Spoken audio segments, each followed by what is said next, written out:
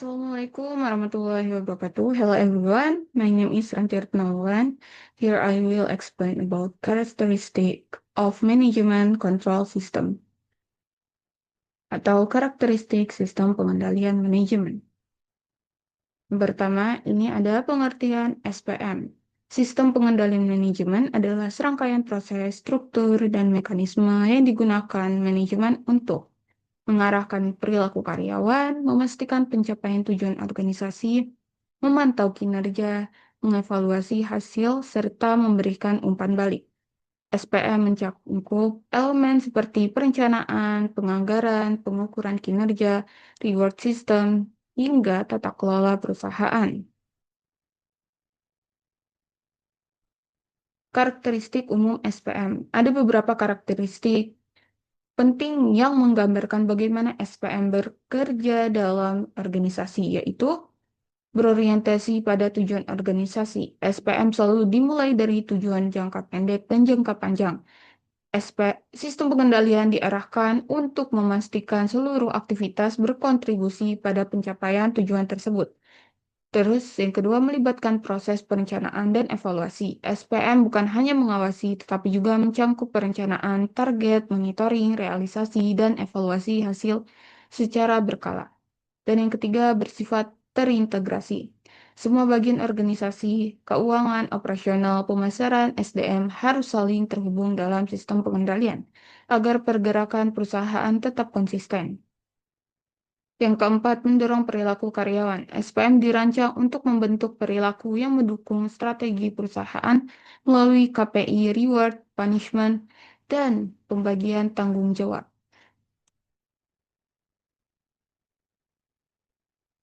Terus di sini ada karakteristik teknis SPM.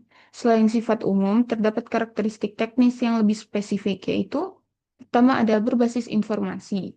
SPM memerlukan data yang akurat, relevan, dan tepat waktu. Tanpa informasi, baik pengendalian sulit dilakukan.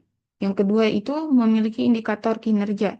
KPI membantu mengukur pencapaian strategi dan memantau produktivitas unit atau individu. Yang ketiga, adanya standar kinerja. SPM menetapkan standar berupa target penjualan, biaya, kualitas, waktu, atau efisiensi yang menjadi acuan pengendalian. Yang keempat, adanya mekanisme umpan balik atau feedback. Perusahaan melakukan review rutin untuk perbarui deviasi dan meningkatkan kualitas keputusan. Yang kelima, bersifat formal dan sistematis. Karakteristik perilaku dalam SPM. SPM sangat terkait dengan perilaku manusia. Karakteristik perilaku ini menentukan keberhasilan sistem. Yang pertama, mengarahkan perilaku ke arah organisasi. SPM tidak hanya mengatur angka dan laporan, tetapi memastikan karyawan bekerja sesuai visi dan strategi. Yang kedua, menjaga konsistensi perilaku. SPM menciptakan pola perilaku yang konsisten melalui sistem reward, budaya kerja, dan pengawasan. Terus yang ketiga itu mengurangi konflik dan ketidakpastian. Dengan adanya tujuan dan aturan jelas, karyawan tahu apa yang dapat dilakukan sehingga potensi konflik antar unit dapat berkurang. Terus ada jenis-jenis sistem pengendalian dalam organisasi. Untuk memahami karakteristik SPM, perlu mengetahui jenis pengendalian yang biasanya ada dalam organisasi. Yang pertama, pengendalian hasil, yaitu mengukur output, seperti laba, penjualan, efisiensi, produktivitas, dan fokus pada hasil akhir. Terus yang kedua, pengendalian proses, mengatur cara melakukan pekerjaan melalui SOP, kebijakan, dan checklist. Terus yang ketiga, pengendalian personel melalui pelatihan, seleksi, dan pengembangan kompetensi. Yang keempat, pengendalian budaya, menanamkan nilai norma dan budaya organisasi untuk menciptakan perilaku yang selaras dengan tujuan.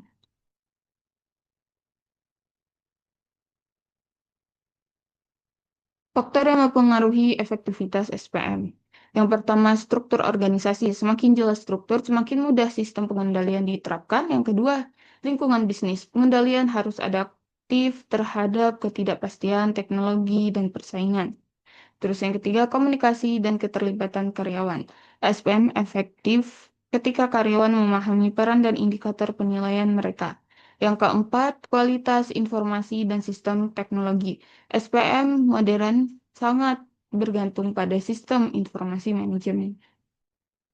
Tujuan utama dalam pengendalian manajemen yaitu mengenali karakteristik SPM tidak lengkap tanpa memahami apa tujuan sistem ini.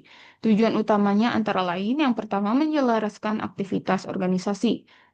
SPM memastikan seluruh unit dari pimpinan hingga karyawan operasional bekerja menuju tujuan yang sama. Yang kedua, mengurangi peluang kesalahan dan ketidakefisien.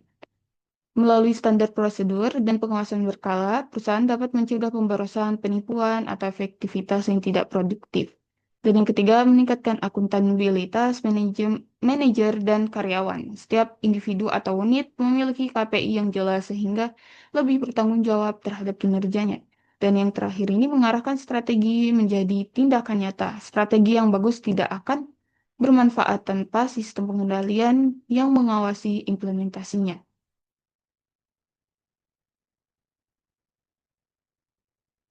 Terus komponen utama dalam SPM yaitu karakteristik SPM terkait dengan berbagai komponen inti dalam sistem. Komponen tersebut meliputi perencanaan, menentukan target program dan anggaran. Contohnya target penjualan tahunan, budget promosi, dan jadwal produksi. Yang kedua, pengendalian operasional, mengawasi kegiatan harian agar sesuai dengan prosedur. Contohnya pengecekan kualitas produk, kontrol stok, dan selanjutnya ada pengendalian manajerial. Memastikan manajer mengambil keputusan yang sesuai tujuan. Contohnya evaluasi kinerja per kuartal dan laporan eksekutif. Lalu ada pengendalian strategik. Menilai apakah strategi yang diambil masih sesuai dengan kondisi lingkungan bisnis. Yang kelima ada sistem informasi manajemen. Menyediakan informasi yang relevan, akurat, dan cepat untuk mendukung pengendalian. Lalu ada hubungan SPM dengan struktur organisasi. Karakteristik SPM sangat dipengaruhi struktur organisasi. Hubungannya adalah struktur mempengaruhi alur informasi. Semakin jelas struktur dan hierarki, semakin mudah informasi mengalir. Yang kedua, struktur menentukan siapa yang mengendalikan siapa. Terus, struktur yang buruk, pengendalian tidak efektif. Misalnya, struktur tidak jelas sehingga keputusan lambat dan konflik antar departemen sering terjadi. Lalu yang terakhir, SPM membantu memperkuat koordinasi antara unit, sehingga semua bagian bekerja sebagai satu kesatuan.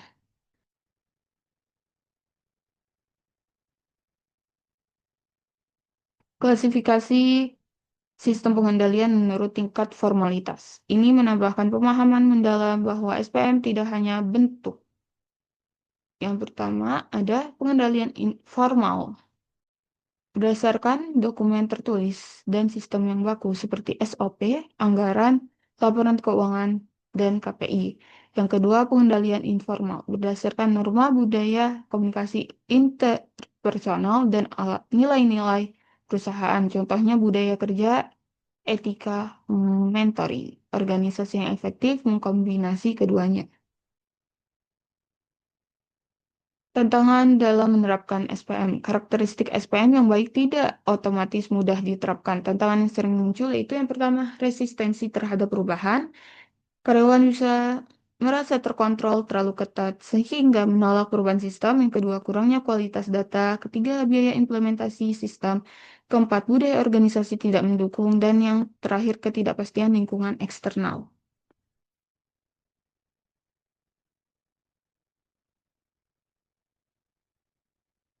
Karakteristik SPM modern dan transformasi.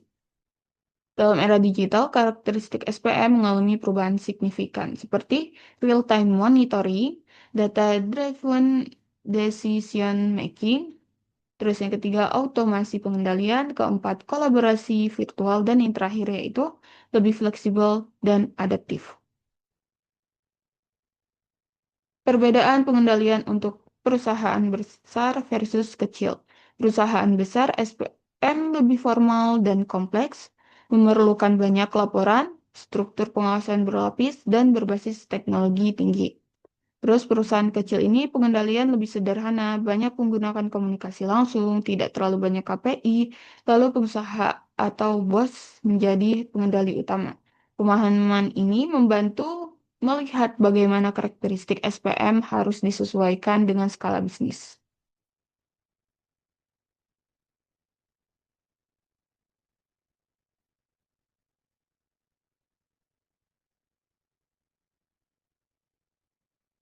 Contoh penerapan karakteristik SPM di perusahaan.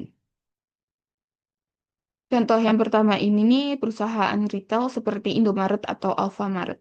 KPI per cabang, dashboard penjualan harian, SOP, transaksi, dan reward untuk store terbaik. SPM yang kuat memastikan efisiensi dan konsistensi operasional. Contoh yang kedua manufaktur seperti Astra dan Unilever.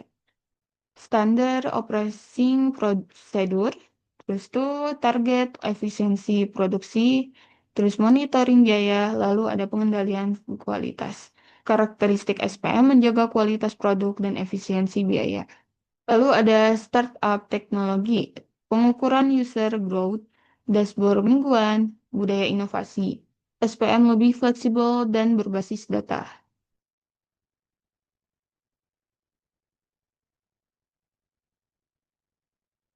Jadi kesimpulannya, SPM memiliki karakteristik utama yang berorientasi pada pencapaian tujuan organisasi terintegrasi dengan seluruh fungsi perusahaan serta berbasis informasi yang akurat untuk mendukung pengambilan keputusan. SPM menetapkan standar dan indikator kinerja, menyediakan mekanisme umpan balik, dan mengarahkan perilaku karyawan agar selaras dengan strategi perusahaan melalui kombinasi pengendalian formal dan informal serta dukungan struktur struktur budaya dan teknologi yang tepat. SPM memastikan implementasi strategi berjalan efektif.